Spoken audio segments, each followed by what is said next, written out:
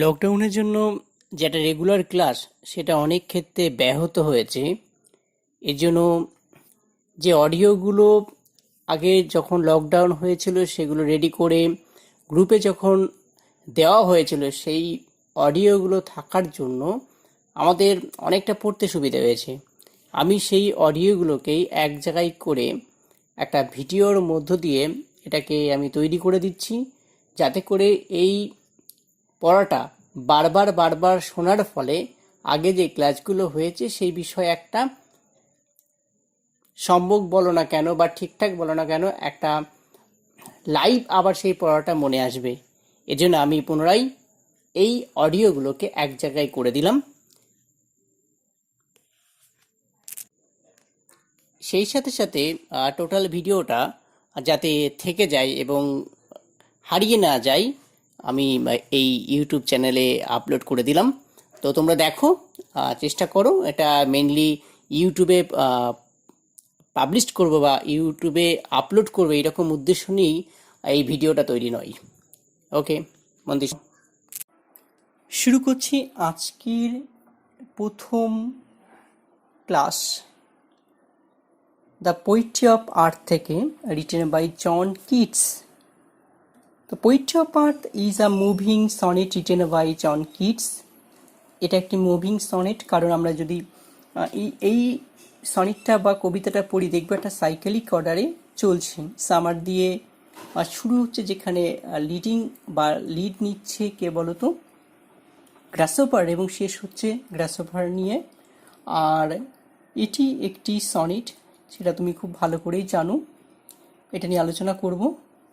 R as you know, John Keats is a poet of romantic period, কারণ আমরা 1785 থেকে 1832 মানে 1832 পর্যন্ত হলো রোমান্টিক পিরিয়ড। আর রোমান্টিক পিরিয়ডের যে ফিচার্সগুলো তাও তোমাদেরকে আগের অডিওতে আমি দিয়েছি, সুতরাং সেই অডিওটা ভালো করে শোনো, এবং একটা পেজও দিয়েছি, সেখানে বিস্তারিত আলোচনা করা আছে।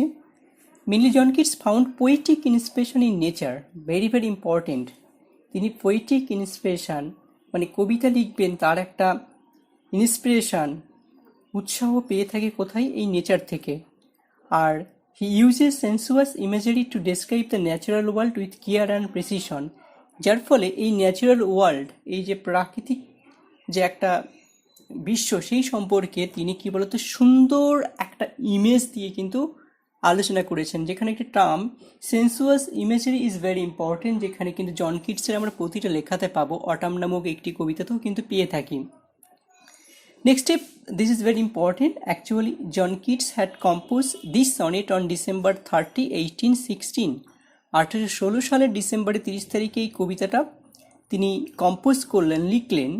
And the sonnet was entitle as on the grasshopper and cricket, ভালো করে মনে করো, এবং তার টাইটেলটা দিলেন, তার নামকরণ করলো on the grasshopper and cricket. মনে থাকবে যে এর টাইটেলটা ছিল দ্য পোয়েট্রি অফ আর্থ নয় কিন্তু। The sonnet in its present state was name as the poetry of earth.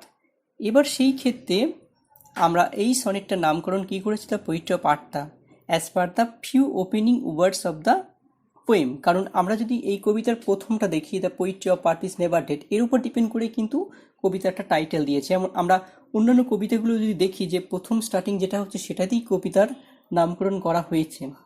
The poem was once again published in the poetical works of John Keats in the year 1884, এবং 1884 সালে যে poetic works of John Keats নামক একটি বই আছে, সেখানে এটাকে আবার পাবলিশ করা হয়। Next, third part is very important, occasion of the poem. এই কবিতার অকেশনটা কী ছিল, উদ্দেশ্য কী ছিল, এটা খুব ভালো করে পড়তে হবে কিন্তু। কি বলছে? The poem is the outcome of a competition between John Keats and his friend Leigh Hunt. Leigh Hunt এবং জন কিটসের মধ্যে একটা কম্পিটিশন হবে, তার আউটকামই হলো আজকের এই কবিতাটা। Hunt propose the theme, Hunt একটা সাবজেক্ট ম্যাটার বলে দিল, এরকম এরকম বিষয়বস্তু হবে, and invited Keats to compose a poem given theme, এবং সেই থিমের উপরে তাকে একটা কবিতা লিখতে হবে, এটা কিটসকে বলা হলো। Keats accepted the challenge and wrote this poem.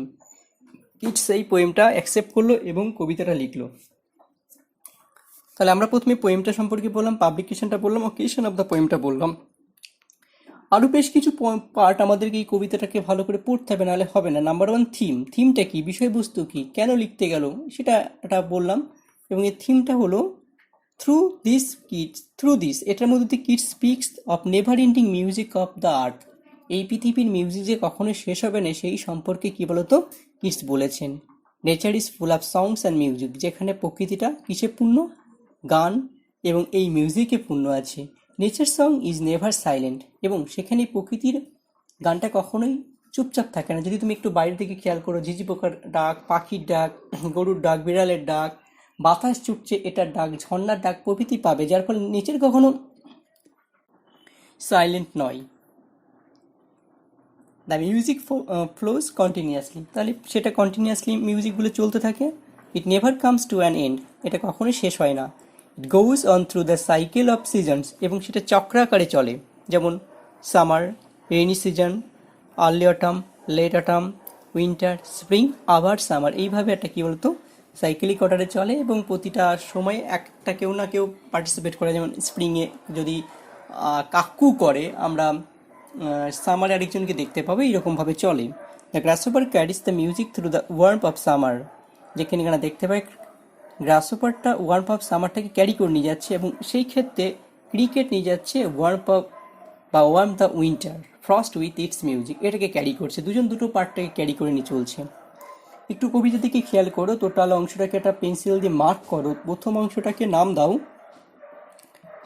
Octave, 8 line আছে দেখো গুণে, আর পরেরটা সেস্টেট, এবং প্রথম 8টা লাইনের একদম ডান দিক করে দেখো ছন্দ দাও। এ প্রথমটা, বি, তারপরে বি, তারপরে এ, তারপরে B A, B B A B B A.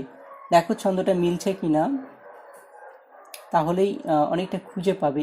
A B B A, অর্থাৎ দেখো ডেডের সঙ্গে মিট, সানের সঙ্গে রান, এরকম একটা ছন্দের মিলটা কিন্তু আমরা খুঁজে পাবে, সেটা একটু খেয়াল করো বা দেখো। আচ্ছা, আর পরেরটা হলো লাস্টেরটা আছে সেস্টেট। সেস্টেটেও তুমি একই রকম ছন্দটা খেয়াল করো, সিডিই মার্ক করে নাও, পেন্সিল দিয়ে লাস্টের দিকে লিখে নাও, দুটো পার্টে ভাগ করে। ওকে। আর আরেকটা বিষয় তোমরা একটু খেয়াল করবে, সেটা মিটার। যদি খেয়াল করো 5টা ফুটে আছে, যদি খেয়াল করো the, poetry, of, earth, is, never, dead, এরকম পরপর সিলেবেলে ভাগ করো। দেখো 10টা সিলেবেলে মানে ভাগ করতে পারবে, এবং এটাকে 2 করে ডিভাইড করলে 10কে 2 দিয়ে ভাগ করলে 5 হয়। 5টা ফিট আছে, এবং আমরা যদি দেখি সেক্ষেত্রে স্টেজটা পরের দিকে পড়বে, তাহলে আয়াম্বিক পেন্টামিটারের থটটা রয়েছে। এই বিষয়ে ডিরেক্ট তোমরা ক্লাস করলে অনেকটাই ভালো করে বুঝতে পারবে। ঠিক আছে, আমার যে স্টাডি মেটেরিয়াল দিয়েছি পোয়েট্রি অফ আর্ট, সেখানে 1 2 3 4 5 6 7 নম্বর স্ট্যান্ড, যেটা এখানে আরও ডিটেলসে ব্যাপারটা আলোচনা করা হচ্ছে, একটু দেখো। ভোল্টার ফাংশন আছে লাইন 5 এবং 9-এ, সেটা একটু খেয়াল করো, বিস্তারিত ওখানে আলোচনা করা আছে। এটা টেকনিক্যাল সাইড বা ফর্মসটা নিয়ে আলোচনা করলাম। এবার মেন 2 পার্টস, সেটা খুব important.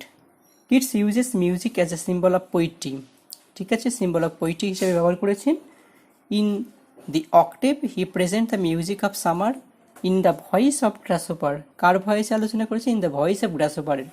In the sestet he present the music of winter in the songs of cricket, এবং আমরা পরেরটাই সেস্টেটে দেখতে পাবো যে ক্রিকেটের সংটা, ঠিক আছে, আলোচনা করেছে, এবং যেখানে উইন্টারের মিউজিকের কথা বলা আছে। Are the music of art indeed never সিজেস, এবং এই পৃথিবীর গান সেটা কখনোই স্টপ হবে না, একটা চলবে, একটা সার্কুলার ওয়েতে। যেমন সামার, তারপরে ধরে নাও উইন্টার, যেখানে সামারে ক্যারি করে নিয়ে যাচ্ছে গ্রাসহপার, এবং উইন্টারে নিয়ে যাচ্ছে ক্রিকেট, এইভাবে চলছে। এবং বলে রাখি, এই কবিতাটা একটি ডেসক্রিপটিভ পোয়েম, ভালো করে কথাগুলো শুনবে এবং গিলে খাবে কিন্তু। ডেসক্রিপটিভ পোয়েম, টোনটা কিসের আছে? রোমান্টিক, আর এখানে প্রচুর পরিমাণে সেন্সুয়াসনেস আছে। আমরা একসময় বলছিলাম যে সেন্সুয়াস ইমেজারি, যেটা সেন্স অর্গান, মানে জিহ্বা, ত্বক, কান, এইগুলো দিয়ে তুমি এনজয় করতে পারছো। কারণ সামার লাক্সারি, এই যে টার্মটা, এটা একটা সেন্সুয়াস ইমেজারির কথা বলতে পারি। এবার summer equal গ্রাসহপার, winter equal cricket, এটা একটা মাথায় রেখে, যেটা সাইকেলিক অর্ডারে চলছে। ওকে, তো এই হলো বিষয়। আমরা এবার এই কবিতাটা নিয়ে একটু আলোচনা করব। এই ব্যাকগ্রাউন্ডটা একটু ভালো করে পড়ো। The poetry of earth, written by John Keats. এটি 2nd ক্লাস, এবং এখানে টেক্সট নিয়ে আলোচনা করব, একটু মন দিয়ে শুনবে, এবং একদম হেডিংয়ে স্টার দিয়ে লিখবে the music of summer in the voice of গ্রাসহপার। এই যে শুরু হচ্ছে অক্টাভটা অর্থাৎ আটলাইনের এই স্ট্যান্ডাটা সেখানে হেডিংয়ে লিখবে the music of summer in the voice of grasshopper, আর পরের যে শেষেট আছে সেটাকে হেডিং করে লিখবে the music of winter in the song of cricket বা in the voice of cricket, এই দুটো হেডিং করবে মন দিয়ে। ওকে, একটু মন দিয়ে শুনবে, আশা করছি এক্সামে তোমাদের কোনোটাই অসুবিধা হবে না এবং খুব ভালো নাম্বার পাবে। Okay, the poetry of earth is never dead, পৃথিবীর গান কখনো শেষ হয় না। হিয়ার পোয়েট্রি মিনিং মিউজিক, এখানে পোয়েট্রি মানে কাব্যটাকে বলছে, গানটাকে বলছে। কার গান? পৃথিবীর গান। সেই পৃথিবীর গানগুলো কার কার হতে পারে? হতে পারে সেটা বার্ডসের, হতে পারে সেটা গ্রাসহপারের, হতে পারে সেটা ক্রিকেটের, হতে পারে সেটা ঝর্ণার, হতে পারে সেটা বাতাসের। তাহলে এই যে এদের একটা যে কলরব বা এদের একটা গান, সেটা কখনো শেষ হয় না, ইজ নেভার ডেড। এখানে দেখো ডেড মানে শেষ হয়ে যাওয়া বা মরে যাওয়া, এখানে এখানে ডেড মানে সেই অর্থে ব্যবহার করা হচ্ছে না, এখানে ডেড মিনিং এন্ডেডের কথা বলা হচ্ছে, অর্থাৎ নেভার সিস্ট, কখনো শেষ হয় না সেটার কথা বলা হচ্ছে। তো নর্মালি কাদের এটা শেষ হয় না? মানুষের বা হিউম্যান বিংয়ের শেষ হয় না, সেই অর্থে আমরা এটাকে বলতে পারি যে এখানে একটি পার্সনিফিকেশন আছে, অর্থাৎ প্রথম লাইনে আমরা পার্সনিফিকেশন খুঁজে পাবো। কি বলছে? when all the birds are faint with the hot sun, যেখানে কি বলতো প্রখর সূর্যতাপে পাখিরা অজ্ঞান হয়ে যায় বা মূর্ছা যায়। হটসান মানে প্রখর সূর্যতাপকে বলছে বা প্রখর দাবদাহে বলছে। The poetry of earth is never dead when all the birds are faint with the hot sun, এই পৃথিবীর গান কখনো শেষ হয় না যেখানে কিনা পাখিরা প্রখর দাবদাহে বা সূর্যের তাপে মূর্ছা যায়। And height in cooling trees, এবং গাছের শীতল ছায়ায় আশ্রয় নেয় বা লুকায়। হাইট মানে লুকানো। A voice will run from hedge to hedge about the new mown mead, একটা কণ্ঠস্বর যেটা কিনা এক ঝোপঝাড় থেকে আর এক ঝোপঝাড়ে ছুটে বেড়ায় ওই সদ্য ছাটা ঘাসের উপর দিয়ে। বি কেয়ারফুল, এখানে বলা হচ্ছে about the new mown. About meaning কিন্তু আমরা বলতে পারি উপর দিয়ে, ওকে, আর new mown meaning new trimmed এর কথা বলছি। আর এটা খেয়াল করে মেড মিনিং মেডও, অর্থাৎ ছন্দটাকে মেলানোর জন্য ডেডের সাথে মেড বা লেডের ছন্দ মিলানোর জন্য ওটা কিন্তু মেডোটাকে মেড করলো, MEADOW, OWটা নেই। তাহলে এক ঝোপঝাপ থেকে আরেক ঝোপঝাপে ঘুরে বেড়ায়। এখানে হেস মিনিং বুশ, BUSH। তাহলে হাইট ইন কুলিং ট্রিজ এইটা হলো একটা গুরুত্বপূর্ণ অংশ। এই যে একটা কুলিং এপিথেট আছে বা অ্যাডজেক্টিভ আছে, আমরা এই শব্দটাকে বলতে পারি যে the trees give cooling shelter, না হয়ে বললো কুলিং সেন্টার ট্রিজ। তাহলে কুলিং ট্রিজটা এর ঘাড়ে বসা উচিত ছিল না, অন্য জায়গায় বসা উচিত ছিল, তাই এটাকে বলবো ট্রান্সপার্ট এপিথেট রয়েছে। ওকে, তাহলে আমরা কি পড়ছিলাম? দ্যাট ইজ দ্য গ্রাসহপার পর্যন্ত পড়েছি। He takes the lead in summer luxury, সে কি করে থাকে? আমরা বলতে পারি সে এগিয়ে আসে গ্রীষ্মের আনন্দ মেটে ওঠে, বা আমরা আরও ভালো করে বলতে পারি যে সে নেতৃত্ব দেয় এই গরমের বিলাসিতায়। He has never done with his delight, যেখানে তার আনন্দের সীমা থাকে না বা শেষ থাকে না। For when tired out with fun, যে মজা করে ক্লান্ত হয়ে পড়ে। He rest at ease beneath some pleasant weed, এবং সে ওই নরম অগাছাতে কি বলতো, সে ওই নরম অগাছাতে অ্যাট রেস্ট মানে সে সেখানে বিশ্রাম নিয়ে থাকে। সেটা কেমনভাবে বিশ্রাম নেয়? অ্যাট ইজ, শান্তিতে। তাহলে কি বলবো আমরা যদি আরেকটু ভালো করে পড়ি যে হি takes the lead in summer luxury, গরমের বিলাসিতাতে সে আশ্রয় নেয়। এখানে দেখো পার্সনিফিকেশন আছে, হিউম্যান বিং লিড নেয়, কখনো গ্রাসহপার নিতে পারে না, সেই হিসেবে এটা পার্সনিফিকেশন জানো। আর এটা বলছি has never done with his delight, যার কখনো আনন্দের শেষ থাকে না, ডিলাইটের কথা বলছে। এবার একটু খেয়াল করে দেখবে এই যে এই অংশটা বলছে, এখানে কিন্তু আমরা বলতেই পারি যে আরেকটি পার্সনিফিকেশন আছে যে ডিলাইট, আনন্দের শেষ থাকে না, অনেকটা হিউম্যান বিংয়ের ভিতরে রয়েছে, সেই অর্থে উইথ হিজ ডিলাইট এই অংশটার মধ্যে পার্সনিফিকেশন রয়েছে। আর for when tired out with fun he rest at ease beneath some pleasant weed, এটা মানে বললাম যে নরমগছাই সে স্বচ্ছন্দে বিশ্রাম নিয়ে থাকে। তাহলে এই অংশটা হলো প্রথম তোমরা পড়লে সেস্টেড, এবং আমি তোমাদের খুব ভালো করেই বললাম যে কোথায় কোথায় পার্সোনিফিকেশন আছে, ট্রান্সফার এপিথেট কোথায় আছে সেটাও বলে দিলাম। আর একটি ইমেজ খুঁজে পাবে ওই জায়গাটা করে, দেখো বলা আছে when all the birds R faint, এই জায়গাটা একটা ইমেজ খুঁজে পাবে, কারণ এটা পাখিরা কীভাবে মুড়ছে যাচ্ছে সেই বিষয়টা তুমি ভিজুয়ালাইজ করতে পারছো, মানে ভিজুয়াল ইমেজারি আমরা ইমেজটা খুঁজে পাবে। আরেকটা যেটা পাচ্ছ সামার লাক্সারি বা উইথ হিজ ডিলাইট, এটা একটা সেন্সুয়াস ইমেজারি খুঁজে পাবে বা স্ট্রাইকিং ইমেজে তুমি খুঁজে পেতে পারো। ওকে, তো ফার্স্ট আমরা স্ট্যান্ডে কমপ্লিট করলাম। শোনো, if you have any question so ask me. শুরু করবো আমরা পরের স্ট্যান্ডা অর্থাৎ সেস্টেডটা, যেখানে বলতে চাইছে the music of winter in the song of the cricket.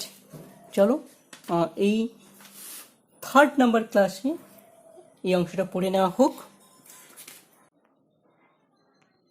The poetry of earth is seizing never, পৃথিবীর গান কখনো থেমে থাকে না বা শেষ হয় না। This is very important. First স্ট্যান্ডে দেখো খেয়াল করো, অক্টেভটা শুরু হয়েছিল same, the poetry of earth is never dead. ঠিক সেস্টেটে বলছে the poetry of earth is seizing never, seizing meaning stopping, কখনো শেষ হয় না, অর্থাৎ স্টার্টিং এবং পরের স্টার্টিংও কিন্তু সেম। সাইকোলজিটা ভালো করে বুঝবে যে কীভাবে সেটিং করেছেন কিডস। তার মানে একটা সাইকেলিক বা একটা মুভিং সনেটের পার্টের দিকে আমরা কিন্তু এগোতে পাচ্ছি।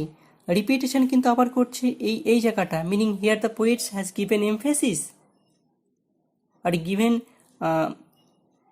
ইম্পর্টেন্স, তাই না? কার উপর ইম্পর্টেন্স দিচ্ছে? এটা নেচারের উপরে। অবভিয়াসলি এটা পার্সোনিফিকেশন আছে, আগের লাইনে আমি তোমাদের বলেছিলাম। On a loan winter evening when the frost has wrought a silence, এক নিঃসঙ্গ শীতল সন্ধ্যায়, যখন কি হয়ে থাকে, তুষারের ছোঁয়ায় বা তুষারের ফলে সব কিছু নিস্তব্ধ বা নীরব হয়ে যায়। রট মিনিং ব্রট অর ক্রিয়েটেড, তাহলে কি করে? ফ্রস্ট মানে কি? ফগ বা কুয়াশা, হ্যাজ রট মানে হ্যাজ ক্রিয়েটেড, কি সৃষ্টি করে? আর সাইলেন্ট, একটা নিস্তব্ধতা, সলিটারিনেস যেটাকে বলছি। From the stove there shrills, এবং ওই চুল্লির পাশ থেকে কি দেখো, কি শুনতে পাবে? The cricket song in warm increasing ever, একটা ঝিঝি পোকার গান বেড়ে ওঠা উত্তাপের সাথে, ইনক্রিজিং মানে বেড়ে ওঠা। And seems to one in drowsiness half lost, এবং যেন মনে হয় একটি লোক তন্দায় বা ঘুমে আচ্ছন্ন রয়েছে।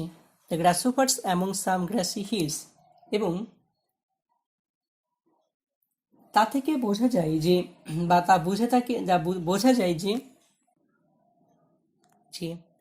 ঘাসে ঢাকা যে ফড়িং আছে বা গ্রাসোফার আছে, ঘাস ফড়িং আছে, সে গেয়ে যায়। And seems to one in drowsiness half lost, seems মানে মনে হয় যেন একটি লোক অর্ধ ঘুমে বা আদৌ ঘুমে আচ্ছন্ন হারিয়ে যায় এমন একজন। The grasshopper's among some grassy hills, এবং ওই ঘাসে ঢাকা পাহাড়ে ঘাস ফড়িং যেন গেয়ে যায়। তাহলে এই ড্রাউজিনেস হাফলস্ট কথাটা কিন্তু আমার কিডসের ওড টু নাইটেঙ্গেলের কথা মনে করিয়ে দেয়, যেখানে তিনি একটি লাইনে বলছেন, do I wake or sleep, আমি কি জেগে আছি নাকি ঘুমিয়ে। এবং দেখো স্টার্টিং হয়েছিল ফার্স্ট টাইম যেটা গ্রাসহপারের, যেখানে এন্ডিং হয়েছে আবার গ্রাসহপারের। It has a psychological thought, সেটা কিন্তু মাথায় রেখো। আর আমরা কিন্তু বেশ কিছু ডিফারেন্স খুঁজে পেতে পাই। সামারের দিকটা একটু ভাবো এবং উইন্টারের দিকটা একটু ভাবো, দুটোর সঙ্গে কম্পেয়ার করো এবং একটু আলাদা করার চেষ্টা করো, তাহলে কিন্তু আমরা এটা খুঁজে পাবে। তো এর ছন্দ বা রাইম স্কিলটা অলরেডি আগে বলেছি, তোমরা সবাই জানো, সিডিই রয়েছে। আর ইমেজ তো তুমি অবশ্যই খুঁজে পাচ্ছ, যে ফ্রস্ট হ্যাজ রোড, এই জায়গাটা একটা ইমেজ খুঁজে পাচ্ছ। আমরা বলতে পারি এই যে পার্সনিফিকেশন খুঁজে পাচ্ছ, বেটার হয় এটা পার্সনিফিকেশন বলাটা। এই হ্যাজ রট সাইলেন্স, কুয়াশাটা তৈরি করে বা সৃষ্টি করে, একটা অনেকটা হিউম্যান বিংয়ের মতন দেখাচ্ছে, তাই এই ক্ষেত্রে একটা পার্সনিফিকেশন কিন্তু খুঁজে পাবে। আচ্ছা, এই আরেকটা কিছু সাইড তোমরা একটু পড়তে পারবে, এর ভিতরে অ্যালিটারেশন খুঁজে পাবে, হেস টু হেস আর সাইলেন্স স্টোপস শ্রিল, এসের এখানে মিল পাচ্ছ, আর আগেরটা হেস টু হেসের এইসের মিল পাচ্ছ, সেখানে একটা অ্যালিটারেশন খুঁজে পাবে। আর এই স্ট্যান্ডার্ডে যেটা বলছে ফ্রস্ট হ্যাজ রোড, এটা একটা আর্কেইক ওয়ার্ড। রোড মিনিং আমি বলেছি মেড বা ক্রিয়েটেড, আর্কেইক ওয়ার্ড মাথায় রেখো, কারণ the fog from the snow has cover everything and an atmosphere of the silence is created, এটার কথা বলছে কিন্তু। আর বাকিগুলো তোমরা অ্যানোটেশনে কয়েকটি ইম্পর্টেন্ট পয়েন্টস পাবে। এর উপরে দুটো স্টাডি মেটেরিয়াল দিয়েছি, একটি ভেরি ইম্পর্টেন্ট পোয়েট্রি অফ আর্টের উপরে বেসিক থট দিয়েছি, আর একটি পোয়েট্রি অফ আর্টের লিটারি ডিভাইসেসটা দিয়েছি। এটা দেখো, কোনো সমস্যা হলে জিজ্ঞাসা করো। আমরা পোয়েট্রি অফ আর্টের ক্লাসটা শেষ করলাম। Thank you.